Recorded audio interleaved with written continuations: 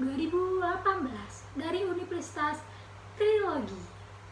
Nah, di sini saya akan menjelaskan pembelajaran tematik di SD. Penasaran kan? Yuk tonton video selanjutnya. Pembelajaran tematik di SD. Dan yang pertama-tama saya akan menjelaskan peran guru dan siswa.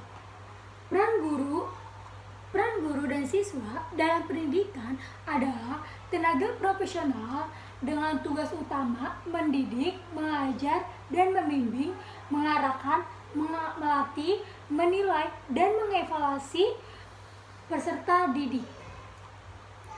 Dan peran siswa di pendidik adalah peran siswa dalam pendidik adalah belajar. Belajar merupakan tugas pokok seorang siswa karena melalui belajar dapat menciptakan generasi yang cerdas, memahami dan mempelajari yang diajarkan oleh guru, dan mengerjakan tugas-tugas yang disampaikan oleh guru. Dan yang terakhir, taat pada peraturan-peraturan sekolah. Kedua, ada rasional pentingnya tematik di SD.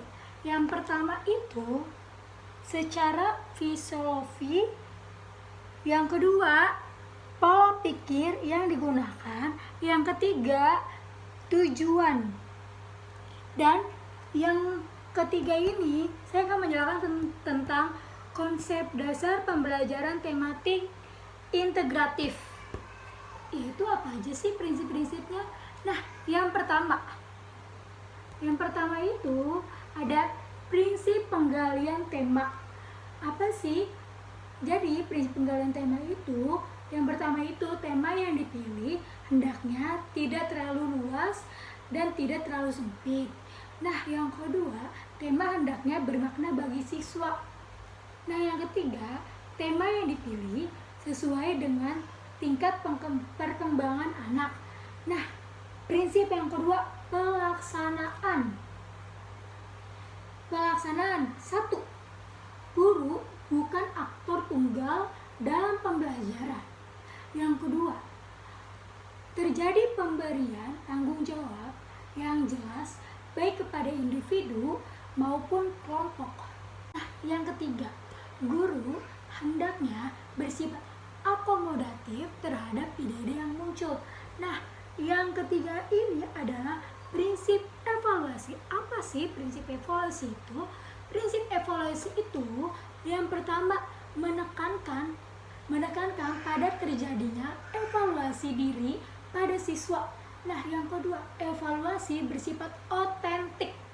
Nah, yang ketiga, menggunakan alat evaluasi yang beragam. Nah, yang keempat, bersifat berkesinambungan. Nah, yang keempat, ada prinsip reaksi. Prinsip reaksi itu yang pertama, mempertimbangkan terjadinya keseimbangan antara pencapaian. Yang kedua, guru hendaknya memberikan reaksi atas reaksi siswa dalam semua kejadian. Nah, jadi itu yang sudah saya jelaskan tentang prinsip konsep dasar pembelajaran tematik integratif. Nah, selanjutnya saya akan menjelaskan pengertian pembelajaran tematik integratif atau terpadu. Pada kurikulum 2013 adalah pembelajaran yang diterapkan di SD dengan memadukan berbagai mata pelajaran yang memiliki tema yang sama. Nah, kalian pasti penasaran kan? Apa sih karakteristik pembelajaran tematik? Nah, di sini saya akan menjelaskan apa saja karakteristik pembelajaran tematik. Nah, yang pertama, pembelajaran berpusat pada siswa. Yang kedua, memberikan pengalaman langsung kepada anak. Nah, yang ketiga, menyajikan konsep dasar berbagai mata pelajaran dalam suatu proses pembelajaran sehingga bermakna. Nah, yang keempat, bersifat fleksibel. Nah, yang kelima, bersifat luwes. Yang keenam, menggunakan prinsip prinsip belajar sambil bermain dan menyenangkan. Jadi kan anak-anak tuh suka seneng banget tuh ya belajar tapi sambil bermain biar dia gembira gitu loh.